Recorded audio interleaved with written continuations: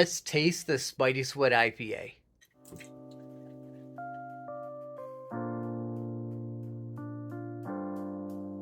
Hey guys, finally tasting this Spidey Sweat IPA. I am so excited to give it a try. The head dissipated a little bit in between the time that I poured it and I set up this shot, so sorry about that. Let's see how the aroma is. I use Mosaic and Cascade in this. Definitely getting that Cascade strong aroma. That grapefruit, a little bit of dankness. It's not quite as strong as I expected it to be for as much as I dry hopped it, but it is a nice aroma. Let's give it a taste.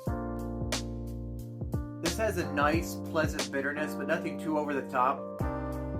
You can definitely tell it's an American style IPA with that little bit of bitterness. It's not to the point to where it becomes undrinkable. What I'm really getting is the hop flavors, which is what we were going for with this recipe. A little bit of background with this recipe. My best friend that I've known since elementary school, the one who got me into brewing, he shot me over his IPA, kind of like his setup. It wasn't specifically a recipe that I followed. I used my own hops and everything. It was kind of a template, if you will.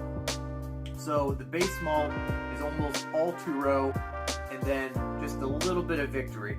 No caramel malts, no crystal malts, bittering charge up front, a 15-minute hop addition, a whirlpool hop addition, where I whirlpooled it for 30 minutes at 170 degrees, and a bunch of dry hopping. It's very juicy, okay?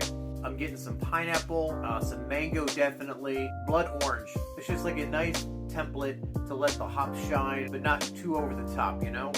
This thing is right around 6.8% ABV. I believe it was calculated about 82 IBUs per brewfather. But honestly, this is so drinkable and so crushable, it just tastes like a fruit juice almost to me. You know, I've kind of always struggled with getting IPAs that taste exactly how I wanted, but I think that's because I've never, until now, messed with my water chemistry. I have a video about that you guys can watch. I think building the proper water chemistry for an IPA, let everything shine. This thing finished at about 1.006 as well, so it's very dry. I was worried with how dry it was that the hops were going to be too much, but honestly, again, this thing is just so crushable. And I'm not trying to pat myself on the back. If it sucked, I would tell you it sucked. But I'm pretty proud of this one. Every time I take a sip, I get that nice fruit flavor. And then when I'm done and I swallow, it all just washes off the palate, leaving it kind of clean. It doesn't linger. Just a little bit of bitterness lingers, but nothing too over the top. And it just makes me wanting more. Turned out great. This thing is going to get me in trouble because it's really easy to drink and it's about 7%. Give me a follow, leave some comments. Look out for more videos.